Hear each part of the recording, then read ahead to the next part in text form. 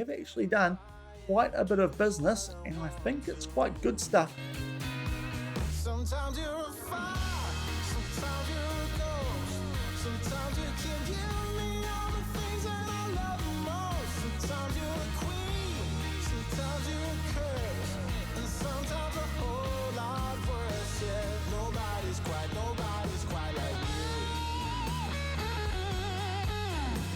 Hello everyone and welcome to episode number 15 of Blue Hell Worldwide here on Shaun Does FM, and today we are starting off season number 2 here at Sporting Kansas City with a transfer window special. So if you're looking forward to that, then remember to go down below, leave a thumbs up on the video, and if you haven't done so already and are intrigued by this save, also consider hitting that subscribe button and turning that notification bell on as well. So yesterday we did a season 1 review, had a look at all the sort of stats in around all the leagues. So if you missed that episode and you're curious about it, I will leave a link to it above my head in the top right corner. But today we are focusing mainly on transfers. But before we get to that, we'll also show you guys the league that we are in, because we didn't know which league we were getting promoted to at the end of that end of season review in yesterday's episode, and now we do, because we are up to the start date of our first game of the season in the save. So that will be coming up in tomorrow's episode. We'll jump straight into action then, but today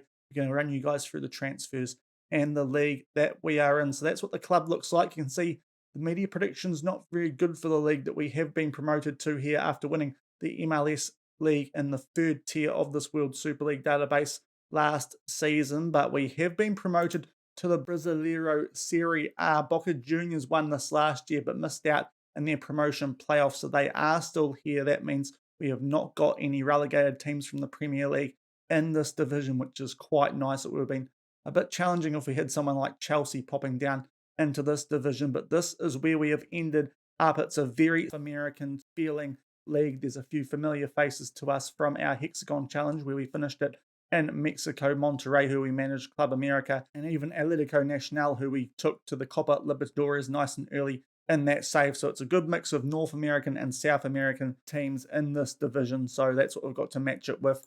And we are one of very few MLS teams in here, us and FC Dallas, the only ones after being promoted out of the MLS League last season. So that's the division that we've got. Those are the teams that we're playing against. As I said, some big teams in here: Atletico Nacional, Boca Juniors, Monterrey, Club America, Flamengo, Gremio, River Plate, a lot of very good teams. So it is going to be a very tough task for us this season, quite different to what we had in the MLS League last season. In terms of the season preview, this does include the transfers that we have made. We are predicted to be finishing 18th, so that's right on the verge of relegation, trying to fight it, and that is what the board expects of us as well. So we are in for a tough season this time around here at Sporting Kansas City. So yeah, if we can just avoid relegation, that would probably be mission accomplished. Hopefully we can do a little bit better than that. It would be nice, but we'll have to wait and see, I suppose, once the league season does get underway. But we'll also show you guys the club vision, something that we didn't do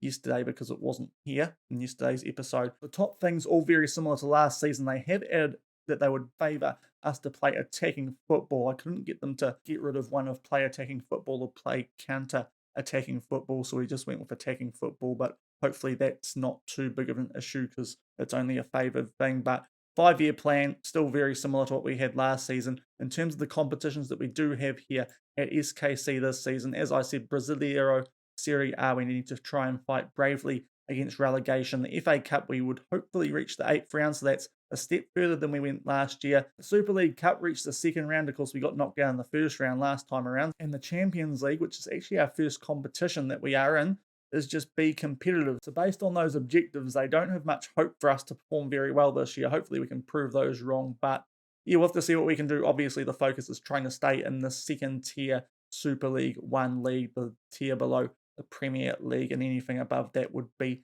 an absolute bonus. But now we get into the transfers. It is going to be a wordy episode today, but we'll get back into gameplay tomorrow when we kick off our Champions League path.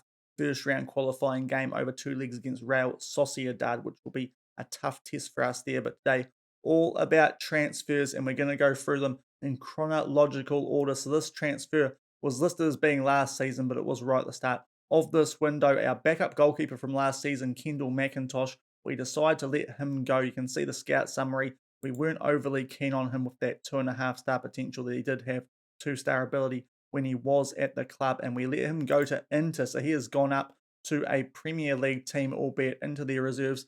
Valued at 750k, he was valued at a lot less than that when he was here at Sporting Kansas City, but we let him go for 275,000 euros, considering we picked him up on a free transfer. Not a bad deal, I don't think. He was only ever going to be a backup, and we do have a lot of goalkeepers here at Sporting Kansas City, and a few young ones too who might get a chance this season if things go well and if they develop nicely. So we let Kendall McIntosh go, only made the one first team appearance in the MLS League last season. I think he made a few more in the Europa League, and that, in fact, he did make 26 appearances overall in the sort of continental competitions. You can see he played 7 games, conceded 8 goals, 3 appearances in the cup, conceded 6 goals. So more goals conceded than appearances, and just I felt like it was a good time to cash in on Kendall McIntosh, as our other goalkeepers do have more potential than him. So we let him go for 275,000 euros. And this is where the in starts. This one we already knew about. We did this deal really early in the save, but he has only just joined us this window. Willian Igor, a Brazilian striker who came through the Seattle Sounders Academy, a free transfer. You can see he's got very good dribbling. His finishing and first touch are okay, but can improve with him only being 18 years old. 2-star current ability, his 4.5 potential. Looked like a good deal, and he has come to the club on a free transfer, one for the future, Willian Igor. And then we did our first team signing for the season here at Sporting Kansas City. We've strengthened our midfield quite significantly. It wasn't an area that I suggested would improve too much in yesterday's episode where we went through the average ratings and the expected XG from positions, but it was an area where our average rating was a little bit down on the rest of the team. So when some good players became available on free transfers, we absolutely made the most of it and picked them up. And this was one of them, Jake Doyle Hayes, a 22-year-old Irishman who we ended up paying 110,000 for in compensation. But you see what he's valued at, 2.5 million, and that is an absolute steal. 3-star current ability, 4.5-star potential. He's got to the club and is improving already quite nicely with those arrows. So looks really promising. Where we're going to use him is probably as a backup box-to-box midfielder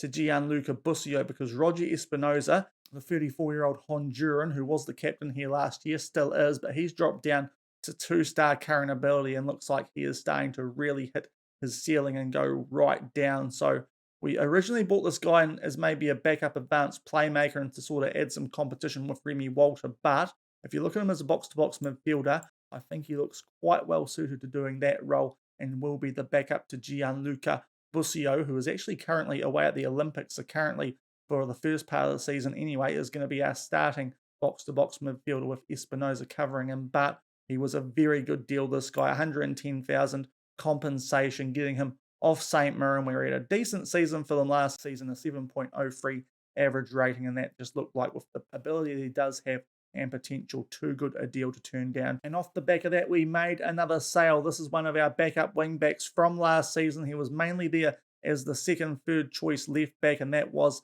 Amadou Dia, the 28-year-old American. Very similar case to Kendall McIntosh, only had about 2-star, 2.5-star ability come potential, and he wasn't really ever going to get to that level where we felt like he could develop any further at the club, especially at 28 years old. So he has gone to Perugia in Serie C, so a decent relegation for him there. Has gone down a few divisions. Played actually okay for us last season in the league, but overall not as good when he played in the continental competitions and the cup. But just with that potential not being great, we decided we'd let him go for 350,000. Another good bit of business from us there, as he was a free player that the club picked up a fair while ago. But he has left for Perugia in Serie C, his Amadou Dia. And now we have a ton of players who joined us on a free transfer in July. So first off, we did this deal a while ago as well. Another Brazilian, Wendell Lessa. We signed this guy during the mid-season transfer window last year in our first season at SKC.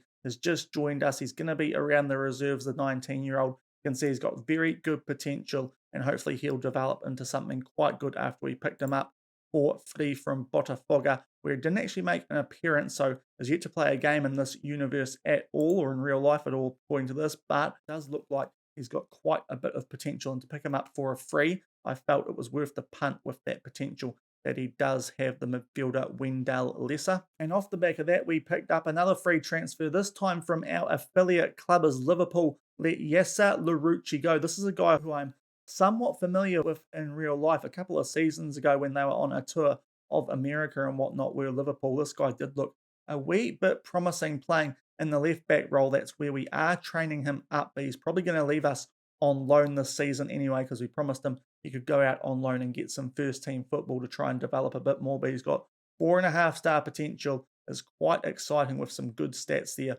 already. If he can get some first team football out on loan this season, he could become a very good player in the future for us.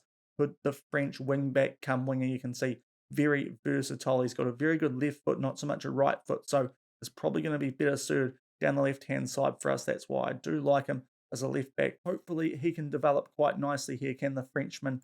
Yasser Larouci, pinching him for a free off Liverpool. And off the back of that, we pinched another player on a free transfer from an English club, this time Manchester City. And this is the player who we hope can fix the problem that we had last season with Kerry Shelton not being as clinical in front of goal in that backup right wing role, because that is where Luke Bolton is going to slot in, the 21-year-old Englishman from Manchester City. 3-star current ability, 5-star potential though. Very quick. You can see his physicals are quite good. His technicals and mentals not as good, but at 21 years old can still improve on those. He's going to be our backup inverted winger on that right-hand side once we get that sorted out. And he does look all right, looks a little bit better than what we had there in Kerry Shelton, and provides us with a bit more depth there. 10.25 million he's valued at, and we got him on a free. So some very good business from us there. From Manchester City, he's made a couple of appearances on loan for different clubs in real life and in this save. He had a pretty decent season at Dundee United in the first season of this World Super League save and game, with 4 goals and 7 assists with a 6.93 average rating. Hopefully he'll be a bit of improvement in what we had last season and Kerry Shelton, as that was the one area up front where we were really let down. Kerry Shelton's expected goals a lot higher than what he actually delivered with on pitch. So Luke Bolton comes into the first team as our backup right winger behind Johnny Russell, and could be pushing him for the first team spot if he continues to improve. And yet another free transfer off the back of that. Ryan Wintle joined us, valued at 11 million. Another really good bit of business from us here, it felt like, and he is probably going to just slightly surpass Remy Walter as the starting advanced playmaker in the midfield. As I said, the midfield as a whole had some fairly average, not quite where we'd expect them to be, ratings last season. So it did feel like an area when these type of players came up available for no money, just their wages, that we could improve. 3.5-star current ability, 4.5-star potential. Very well rounded, as you can see. If we get him in that advanced playmaker role that we're probably going to use him in, has some good stats for that, and looks like a very good get for us on a free transfer. Some good business from us, it has to be said, considering that we did have quite a small transfer budget to work with here this season, 5.9 million euros. We got him off Crew, where he spent a large portion of his time, 41 games for him last season, 2 goals, 6 assists, free player of the matches, and a 7.27 average rating down in League 2. So he's gone up a few divisions, but should be able to handle that starting role. He looks like a very good pickup. Another free transfer for us there, Ryan Wintle. And next up, we have an American who joined the club on a free transfer. So this is the one American who have bought in, which is nice to do, because I'd like to keep it as American based as I can, but I know that's going to be quite difficult. But this guy fitted the bill very nicely to try and give Graham Zusi some competition, an aging Graham Zusi, who was quite good for us last season, but did pick up a few red cards where he let us down a little bit. But this guy is going to be putting a lot of pressure on him for the starting right back slot, and ability wise is ahead of him already. So it's probably going to start the season off as our starting right back, the 23-year-old Matt Olasunde. You can see he's very well rounded for that wing back role that we do use. Nice stats for that. Good potential of 4.5-star. Very good right foot attacking fullback who likes to get forward, which suits what we do down to the ground. Valued at 6 million, so to get him for more or less a free was another good bit of business for us. You can see he joined us from Rotherham. 185,000 compensation is what we had to pay. He got 5 assists and 1 player of the match last season. Hopefully he improves on that for us. But a former Manchester United product who came out of the New York Red Bull Academy before that a few seasons at Rotherham, but now he joins Sporting Kansas City, as I said, to give Graham Zusi, who's starting to get on in age. He's about 34 years old now, so to bring in some good competition, a little bit better than the competition we already had there with Jalen Lindsay at 23 years old. Looked like a good move for the future there, bringing in Matt Olasunde. And off the back of that, we bought in a left back for a free transfer this time. Ambloise Ayongu, a 30-year-old Cameroonian. Last year here at Sporting Kansas City, we did bring in Maxi Oliveira on loan from Fiorentina. This time we've purchased the player valued at 11.25 million, but we got him on a free transfer, so more good looking business for us there. You can see another player who's fairly well rounded, can play all the way down that left side and the right as well, but his left foot very strong, right foot not as much. Another attacking fullback that should suit us. Louis Martins probably going to keep a starting role for now, considering he was the MLS player of the season last year, but this guy is there to put a lot of pressure on him when he doesn't perform. 48 caps for Cameroon, 2 goals, and another very good pickup, I believe, there, joining us from Montpellier. Was on loan at Krasnodar last season. 1 goal, 1 assist from 18 games, a 6.9 average rating. He has played in America before for Montreal and for the New York Red Bulls, but hopefully this time a bit more of a successful spell he can have here at Sporting Kansas City, Ambloise Ayongo. And next up, we have the one player who we paid an actual transfer fee for in this window. It's another defensive midfielder, so we've really looked to strengthen up in that position, which was very bare bones when we got to the club here at the start of last season. And we've bought in Saja Jala, and he comes in for 4.4 million. So most of our transfer budget was spent on this guy, but he does look a very good defensive midfielder, a little bit better than what we already had in Eli Sanchez and an aging Alexander Tete. That was another reason that I thought it might be a good idea to bring in a good defensive midfielder who has a bit more of a future lifespan than Alexander Tete, who we bought in last season. Does you look at his stats in that defensive midfield role, where we will use him. He's got very good stamina, very well rounded, like most of the purchases that we have made, valued at 9.5 million already, so it looks like a good bit of business for us. 3.5 star current ability, 4 star potential. Bringing him in for 4 million could rise to 4.4, likely will, from Spartak Moscow. He wasn't getting a lot of game time, was transfer listed. Hopefully he can do a bit better here than he did in Serie A for Spartak Moscow last season. Can Saza Jala. And our last incoming for this transfer window was because Graham Smith, one of our backup centre backs in the rotation team from last season, just looks like he's starting to go down a little bit, which is a little bit concerning for the 25-year-old, but I thought we could use a little bit more quality in our backup centre back, and we have called on our affiliate club Liverpool for this deal. We are paying him absolutely nothing, so this is quite a good bit of business. Again, I feel like Sepp Vandenberg, the Dutch 19-year-old, the fiery ginger, comes to us. Big lad. He has some pretty decent stats, and he'll be called on whenever Fontas or Punchik need a rest, and he might even go past those guys throughout the season as well. You can see another very well-rounded player, and he should be quite useful for us in that ball-playing defender role. You can see good stats for that, and he joins us without us having to pay a single cent. So some really good squad depth there, joining us from Liverpool for the season, Sepp Vandenberg. And those were all the ins. We made a few more outs before we've got to in-game before our first game, which is going to be in tomorrow's episode. Will Little, who was in the reserves, an American right winger who wasn't quite at the same level as Kerry Shelton, so we decided we'd let this guy go. He didn't have a great deal of potential. He was valued at 135k. We let him go to QRM for $165,000, a homegrown talent, but didn't think he was going to get any first-team football here at the club, so we let him go. And we made a little bit of a profit on Diego Ribeiro, the former Genk man, joined us on a free last season, a deal that Pete Vermeer's put in place. He has now gone to Kawasaki Frontale for 6.5 thousand euros. Another player who didn't really have a great deal of potential or current ability, so we decided we'd cash in on him while we could, making a little bit of profit on him after getting him for a free last season. But he goes to Kawasaki Frontale, way down in the regional East Division of this World Super League, does Diego Ribeiro. So what that means for our first team rotation here at Sporting Kansas City with that transfer window, which, as I said, I think we did a pretty good job considering we only have 5.9 million euro to work with, a lot less than the 15.9 that we were promised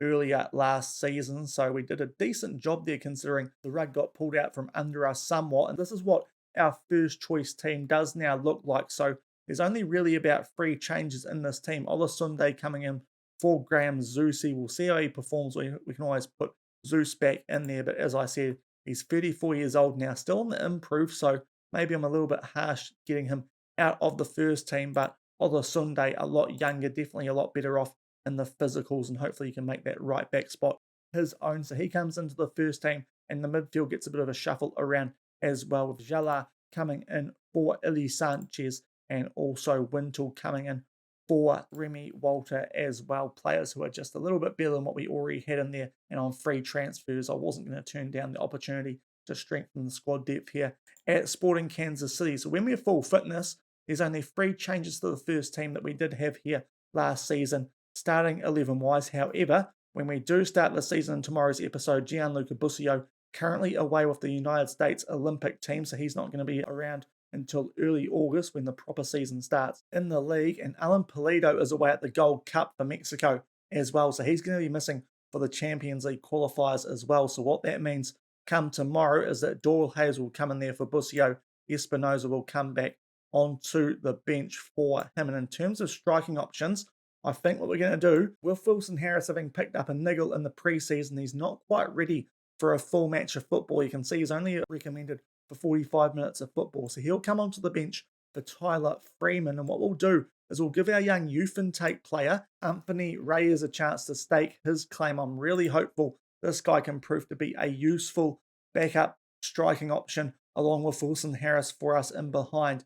Alan Pulido this season came for our youth intake last season, and he's got that 15 finishing. So I reckon he could do a little bit for us when he's needed in the first team. But if we can give him a little bit of game time, hopefully he will improve and could do bits for us. So we're going to give one of our youth intake guys a chance in tomorrow's episode, which is nice and exciting. And we've also got waiting in the wings Diego Coronado, our promising centre-back, albeit he did pick up an injury in the pre-season, so that might hinder him a little bit. But he's another player right on the verge of getting some first-team football if we pick him up wherever he's gone. And there he is down there. Diego Coronado, 1.97 meters tall, is why I'm quite excited about him. Hopefully we can give him some first team football this season when we do inevitably get some injuries at centre back. Daniel Shalhoy, of course, is back. He's going to be available for the start of the season as well, having finished his time with Hungary at the Euros. We'll give you guys a quick rundown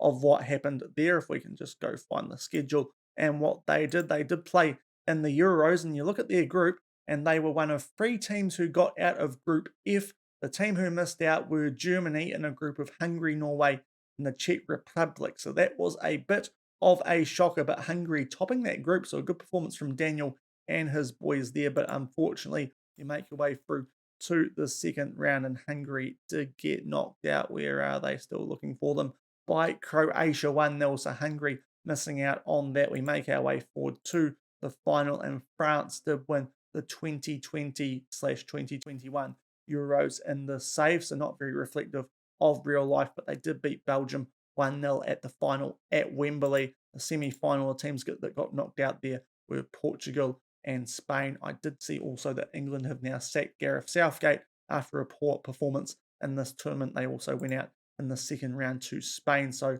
no more Southgate for England in this World Super League save anyway. But Hungary did a decent job to get out of that group actually, but unfortunately fell in the knockouts to Croatia nice and early. But that will do it for this transfer window special for the start of season 2 here of Blue Hell Worldwide at Sporting Kansas City. And as you can see on screen, tomorrow we are going to be taking on Real Sociedad as we look to try and sneak in the Champions League group stage, much like we did in the Europa League last season. Real Sociedad are on the same tier as us. They are in League On, and if we have a look at their season preview, they no doubt are going to be favoured to finish quite a bit higher than us, and indeed they are. They have got a lot of first team players in this Dream 11 and are favourites to take out League On over AS Monaco, so that's a bit of chalk and cheese with us predicted to finish right down the bottom. So it's going to be a really tough test for us early on, trying to make the Champions League. We'll see what we can do with some of those fresh faces in the squad. In tomorrow's episode, we'll show you guys both legs of that tie. But if you did enjoy today's episode, transfers, hopefully you think I did some good business considering we didn't have as much money to work with as I was anticipating during last season, then please do remember to go down below, leave a thumbs up on the video. Let me know in the comments as well if you like some of those signings, which ones you do, which ones you don't. Also, remember, if you haven't done so already and want to keep up to date with this series, to hit that subscribe button and turn that notification bell on as well. And until tomorrow, we will get back into some gameplay and start off Season 2 here at Sporting Kansas City. As I said, Real Sociedad, a tough test for us there. But until then, thank you very much for watching. Keep on keeping on, and I'll see you then. Cheers. Sometimes you can give me all the things that I love most. Sometimes you're a queen, sometimes you're a curse, and sometimes a whole lot worse. Yeah.